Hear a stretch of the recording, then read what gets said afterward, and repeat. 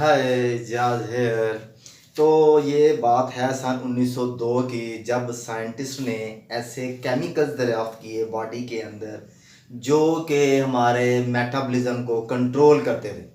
और कुछ प्रोसेस ऐसे हैं बॉडी के अंदर, जैसे रिप्रोडक्शन हो गया, जैसे कि जो है ना वो ग्रोथ हो गई, जैसे कि ग्लूकोज का मेटाबॉलिज्म हो गया। ये ऐसे प्रोसेस बॉडी के अंदर होते हैं जिनके लिए बॉडी के अंदर स्पेशल केमिकल्स प्रोड्यूस होते हैं जिनको हार्मोन्स का नाम दिया जाता है। और वो पूरा मिलके एक कम्युनिकेशन सिस्टम बनाते हैं जिसको हम कहते हैं एंडोक्राइन सिस्टम। जिस तरह जो है वो बॉडी के अंदर नर्वस सिस्टम है, जिसको हमने जो है वो पहले पढ़ा, मैंने बताया आपको कि जो नर्वस सिस्टम होता है वो हमारी कम्युनिकेशन करता है पूरी बॉडी को। आगे फिर जो उसके अंडर जो है वो जो सिस्टम है वो एंडोक्राइन सिस्टम भी काम करता है, जो कि केमिकल से रिलेट करता है। जो नर्वस सिस्टम था वो तो न्यूरॉन्स और नर्व इम्पल्स के ज़रिए जनरेट करता है और उसके ज़रिए जो है ना वो कम्युनिकेट करता है बॉडी के तमाम पार्ट्स के साथ। लेकिन जो एंडोक्राइन सिस्टम है ये अपनी कम्युनिकेशन के लिए केमिकल मैसेंजर को सिक्रीट करता है और उसके साथ जो है ना वो बॉडी को कम्युनिकेट के लिए कम्युनिकेशन भी करता है। तो ये जो एंडोक्राइन सिस्टम है बेसिकली जो है ना वो इसकी दो तीन टाइप्स होती हैं। सबसे तो जो एंडोक्राइन सिस्टम है ये हार्मोन्स के जरिए ऑपरेट करता है बॉडी के अंदर। तो ये कैसे काम करता है, अब फिर लेट्स फर्ज किया ये बॉडी के सेल्स हैं, ये ऊपर एपिथेलियल सेल्स हैं, ये नीचे जो है वो बॉडी के सेल्स हैं ब्लू कलर के अंदर। अब बीच के अंदर इसकी क्या है, ब्लड वेसल है। अब ये जो सेल हैं ये एक केमिकल सिक्रीट करेंगे सेल से बाहर इंटरस्टिशियल फ्लूइड के अंदर। इंटरस्टिशियल फ्लूइड से ये जो केमिकल है ये किस में जाएगा, ब्लड के अंदर। ब्लड चूंकि पूरी बॉडी के अंदर सर्कुलेट कर रहा है तो उसके अंदर क्या है, ये केमिकल भी मौजूद है जिसको हार्मोन का नाम दिया जाता है। जहां पर इस हार्मोन के रिसेप्टर मौजूद होंगे, रिसेप्टर मीन्स सेल के ऊपर ऐसे प्रोटीन मॉलिक्यूल्स जो कि इस केमिकल के साथ इंटरेक्ट कर सकेंगे, उन्हें हम कहते हैं रिसेप्टर। तो वहां पे ये जो मॉलिक्यूल होगा, प्रोटीन का मॉलिक्यूल, ये वहां पे जाके उस सेल के ऊपर, जिसको टारगेट सेल का नाम दिया जाता है, उसके साथ जाके बाइंड करेगा और उस सेल के अंदर मेटाबॉलिक चेंजेस आएंगी, मेटाबॉलिज्म अल्टर हो जाएगा। तो इस तरह जो एंडोक्राइन सिस्टम के जो हार्मोन काम करते हैं हम कहते हैं डक्टलेस ग्लैंड, यानी कि एंडोक्राइन ग्लैंड जो होते हैं, जो डक्टलेस होते हैं, यानी कि जिनके पास अपने डक्ट नहीं होती उस केमिकल को कैरी करने के लिए, वो ब्लड के जरिए अपने केमिकल मैसेज को एक जगह से दूसरी जगह कैरी करते हैं। दूसरी तरह के जो होते हैं, जो एंडोक्राइन सिस्टम के अंदर जो दूसरा सिस्टम होता है वो इसके अंदर जो है ना वो जो ग्रुप ऑफ सेल्स है जिसको हम ग्लैंड का नाम देते हैं, ठीक है, वो एक्सोक्राइन होता है। एक्सोक्राइन जिसके अंदर डक्ट मौजूद होती है, यानी ये जो सेल्स होते हैं ये अपनी सिक्रीशन एक डक्ट के अंदर सिक्रिएट करेंगे और वो डक्ट जो है वो आगे फिर ओपन स्पेस में, जैसे कि हमारे स्किन सेल्स हो गए, उसके बाद जो है ना वो स्वेट ग्लैंड है। तो स्वेट ग्लैंड जो होते हैं उसके अंदर जो हमारे स्किन के सेल्स होते हैं, स्किन के नीचे जो एपिडर्मस है उसके नीचे डर्मिस होती है, डर्मिस के अंदर जो है ना वैसे सेल्स होते हैं जो कि स्वेट को प्रोड्यूस करेंगे और वो स्वेट एक नाली के अंदर, एक डक्ट के अंदर सिक्रीट होगा और वो आगे हमारे पोर, जो स्किन के ऊपर पोर्स हैं, उनसे जो है ना वो सिक्रीट होगा और ऊपर जो है वो बाहर निकल जाएगा। तो ऐसा जो सिस्टम होता है इसको कहते हैं एक्सोक्राइन ग्लैंड, यानी कि जो डक्ट के जरिए होते हैं, जिनके पास डक्ट होती है। तीसरी जो टाइप होती है जिसे हम कहते हैं पैराक्राइन। पैराक्राइन जो है ना वो ऐसे सेल्स होते हैं जो ऐसे केमिकल मैसेजेस यानी कि हार्मोन सिक्रीट करते हैं जो कि इर्द गिर्द के सेल के ऊपर एक्ट करते हैं और उनके अंदर केमिकल चेंजेस लेके आते हैं। तो इसे हम कहते हैं पैराक्राइन। एक चौथी किस्म भी होती है जिसे हम कहते हैं ऑटोक्राइन। ऑटोक्राइन के अंदर क्या होता है कि जो सेल सिक्रीट करता है हार्मोन को, वो हार्मोन उसी सेल के अंदर ऊपर ही जो है ना वो आके वही उसका जो है ना वो सेल प्रोड्यूस भी कर रहा है, टारगेट सेल भी वही है और सेल सिक्रीट करने वाला भी वही सेल है। तो दोबारा जो है ना उसी सेल के ऊपर जाके एक्ट करेगा और उसका मेटाबॉलिज्म को चेंज करेगा। तो वो जो किस्म वो क्या कहलाती है, ऑटोक्राइन फैशन कहलाती है। अब पूरी बॉडी के अंदर मुख्तलिफ जगहों पर जो है ना वो ग्रुप ऑफ सेल्स जिसको ग्लैंड का नाम दिया जाता है वो पूरी बॉडी के अंदर मौजूद हैं। हमारे ब्रेन में भी मौजूद है। ब्रेन के अंदर जो एंडोक्राइन ग्लैंड मौजूद है उसे हम कहते हैं पिट्यूटरी ग्लैंड, जो कि हाइपोथैलेमस के नीचे होता है, उसे हम कहते हैं पिट्यूटरी ग्लैंड। उसके बाद जो है ना वो यहाँ पे गले के पास मौजूद है जिसे हम कहते हैं थायराइड ग्लैंड। गले के पास ही पीछे वाली साइड पे, यानी हमारी जो ट्रैकिया है उसकी बैक साइड पे एक और ग्लैंड मौजूद होते हैं जिन्हें हम कहते हैं पैराथायराइड ग्लैंड। उसके बाद नीचे आ जाए तो जो किडनीज होते हैं, किडनीज की जो उसका जो टिप होती है उसके ऊपर जो है ना वो ग्लैंड मौजूद होते हैं जो कि कहलाते हैं एड्रिनल ग्लैंड। उसके बाद बॉडी के अंदर पेनक्रियाज मौजूद है, वो भी जो है ना वो एंडोक्राइन रोल भी प्ले करता है। और एक्सोक्राइन रोल भी प्ले करता है। उसके बाद फिर नीचे जो है वो गोनेड्स हैं, वो भी जो है वो सेक्स हार्मोन प्रोड्यूस करते हैं बॉडी के अंदर। तो इनको हम वन बाई वन अब देखेंगे हम। तो सबसे पहले जो है ना वो क्या कौन सा ग्लैंड है? Pituitary gland. पिट्यूटरी ग्लैंड की लोकेशन कहाँ पे है? पिट्यूटरी ग्लैंड मौजूद है ब्रेन के अंदर। ब्रेन में कहाँ पे मौजूद है? ब्रेन में उसका जो हमारा फोर ब्रेन होता है जिसका पार्ट है हाइपोथैलेमस। हाइपोथैलेमस के बिल्कुल नीचे जो है ना वो पी शेप, ठीक है, पी शेप जैसे मटर होता है, मटर का दाना होता है, तो मटर जैसे उसके दो मतलब पार्ट्स होते हैं, दो उसके जो है ना वो पता है उसके जो कहते हैं डाई कार्ड जैसे होते हैं, तो दो पीसी जो आपस में जुड़े हुए होते हैं, दरमियान में जो है ना वो पार्टीशन होती है जो उसको अलग करती है। बिल्कुल इसी तरह जो पिट्यूटरी ग्लैंड है ना, इसके भी जो है ना वो दो लोब होते हैं, एक लाता है एंटीरियर लोब, एक लाता है पोस्टीरियर लोब। जो हमारी फ्रंट साइड है, फ्रंट साइड की तरफ जो लोब होगा वो एंटीरियर लोब होगा, जो हमारी बैक साइड है इस तरफ होगा, यानी कि इसके पिट्यूटरी ग्लैंड की जो बैक साइड बनेगी वो कहलाएगा पोस्टीरियर लोब कहलाएगा। और ये जो पिट्यूटरी ग्लैंड है इसको मास्टर ग्लैंड भी कहा जाता है, because it control the secretion of other glands. अब जो दूसरे बॉडी के अंदर ग्लैंड है जैसे थायराइड ग्लैंड है, एड्रीनल ग्लैंड है, उनकी सिक्रीशन को भी ये कंट्रोल करता है, इसलिए इसके हम कहते हैं मास्टर ग्लैंड। अब चूंकि हर मास्टर का एक मास्टर होता है, ठीक है, उसको क्या कहते हैं? उसको हेड मास्टर कहते हैं। हेड मास्टर तो पिट्यूटरी ग्लैंड का हेड मास्टर कौन है? हाइपोथैलेमस। हाइपोथैलेमस पिट्यूटरी ग्लैंड का मास्टर है, और पिट्यूटरी ग्लैंड जो है ना वो बाकी जो ग्लैंड्स है उसका मास्टर है।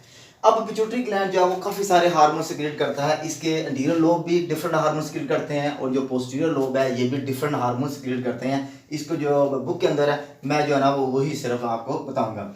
अच्छा जी, सबसे पहले जो पिट्यूटरी ग्लैंड का जो इंटीरियर लोब है उससे जो हार्मोन निकलता है उसे कहते हैं ग्रोथ हार्मोन, या जिसको दूसरा केमिकल नेम है सोमैटोट्रोफिन, या इसको जीएच से भी जाना जाता है। ग्रोथ हार्मोन बॉडी की ग्रोथ, हमारी जो बोन्स हैं उसकी इलोंगेशन करना, उसकी ग्रोथ करने का काम किसी ने करना है? ग्रोथ हार्मोन ने करना है। ये लेट्स सपोज जो है ना एक बोन यहाँ पे बनाई मैंने दिखाई है, तो बोन के ऊपर जो है ना ये एक्ट करता है ग्रोथ हार्मोन, जिससे हमारी जो बोन्स हैं वो क्या हो जाती हैं? लंबी होती रहती हैं। तो ये ग्रोथ को कंट्रोल करता है बॉडी के अंदर। अगर ये हार्मोन ड्यूरिंग जब ग्रोथ हो रही होती है, यानी जब जो है ना वो अडल्ट से होने से पहले पहले अगर ये हार्मोन ग्रोथ हार्मोन ज़रूरत से ज़्यादा सिक्रीट हो, यानी ओवर सिक्रीशन हो जाए ग्रोथ हार्मोन की, तो ऐसी कंडीशन बॉडी के अंदर जो है वो क्या कहलाती है? उसके जो है वो जिसके अंदर जो है ना वो क्या है कि अपना क्या कहते हैं जिसको जो है ना वो गिग्नाटिज्म, जिसके अंदर जो है ना वो इंसान का जो कद होता है वो बहुत ज़्यादा लंबा हो जाता है, वो क्या कहलाती है? कंडीशन गिग्नाटिज्म कहलाती है। अगर ये जो ग्रोथ हार्मोन है वो जरूरत से कम सिक्रीट हो, यानी अंडर सिक्रीशन हो during the growing age. Growing age means के जब बेबी जो है वो बर्थ होती है और उससे लेकर अडल्ट होने तक उसकी जो एज है वो ग्रोइंग एज कहलाती है। उस तक अगर ये ग्रोथ हार्मोन अंडर सिक्रीशन हो, यानी जरूरत से कम सिक्रीट हो, तो उसके बाद जो है ना वो कंडीशन है वो कहलाएगी ड्वार्फिज्म, यानी कि बच्चे का कद जो है वो छोटा रह जाएगा, क्योंकि ग्रोथ हार्मोन जो है वो सफिशिएंटली सिक्रीट बॉडी के अंदर नहीं होगा।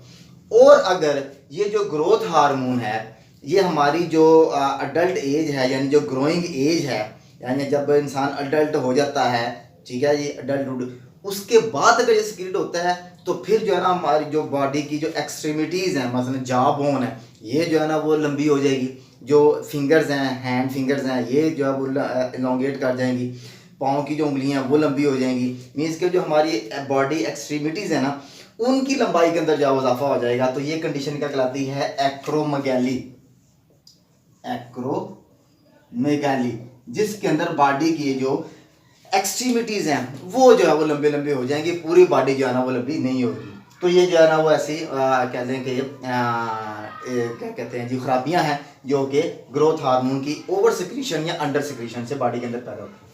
उसके बाद और इंटरेस्टिंग बात जो है वो यहाँ पे आपके लिए सिर्फ ये है, बता दूँ आपको कि जो ग्रोथ हार्मोन है ज़्यादातर जो है ना वो जब हम सो रहे होते हैं, यानी ड्यूरिंग स्लीप के टाइम पे ग्रोथ हार्मोन जो है वो ज़्यादा बॉडी के अंदर सिक्रीट होता है सरप्राइजिंगली, ठीक है जी। तो इसलिए जो है ना वो ये एक जनरल नॉलेज के लिए था। उसके बाद आ गया second hormone, thyroid stimulating hormone, TSH।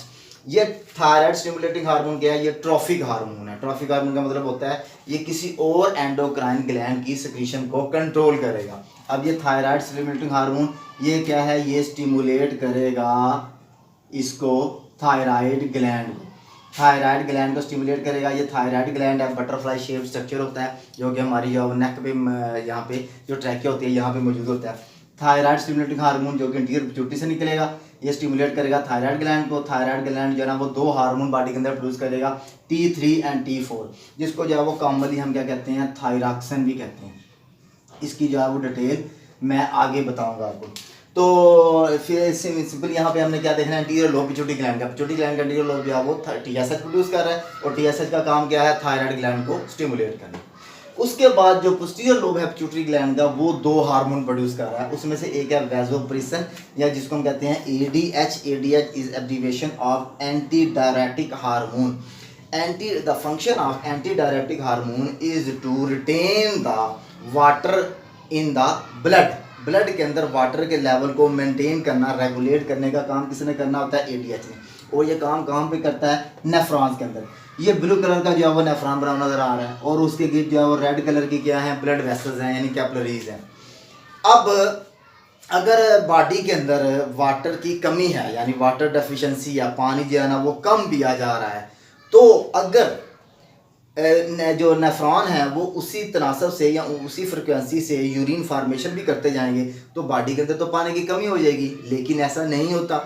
जैसे ही पानी जो हम कम पीते हैं, तो जो posterior lobe of pituitary gland है वो वैसोप्रेसिन को सिक्रेट करेगा। वैसोप्रेसिन जो है ना वो किडनी से अंदर वाटर की रिटेंशन को इंक्रीज करेगा। यहाँ से जो है ना वो किडनी से जो वाटर है वो किडनी के अंदर, जो नेफ्रॉन है इसके अंदर लॉस नहीं होगा, वो वाटर जो है वो किस में अब्जॉर्ब होगा, वो ब्लड वेसल्स के अंदर अब्जॉर्ब होता जाएगा।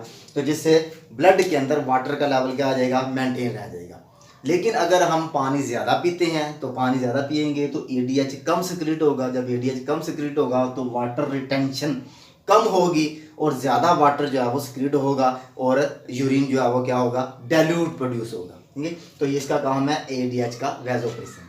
उसके बाद लास्ट में जो है वो क्या है, ऑक्सीटोसिन। ऑक्सीटोसिन ऐसा हार्मोन है जो कि फीमेल्स के अंदर जो मिल्क की सिक्रीशन है उसको कंट्रोल करता है आफ्टर दी लेबर, या जब जो डिलीवरी हो चुकी होती है उसके बाद जो है ना वो मिल्क की सिक्रीशन को कंट्रोल करता है। और साथ साथ यूट्रेन कंट्रैक्शन, जो यूट्रस वॉल है ड्यूरिंग दी डिलीवरी, उसको भी जो है ना ऑक्सीटोसिन कंट्रोल करता है।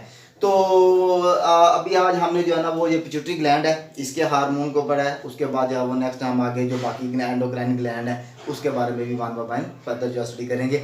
इसके बारे में जो क्वेश्चन हो तो काइंडली आप लोग मुझे कमेंट सेक्शन में पूछ सकते हैं। थैंक यू, अल्लाह हाफिज़, बाय बाय।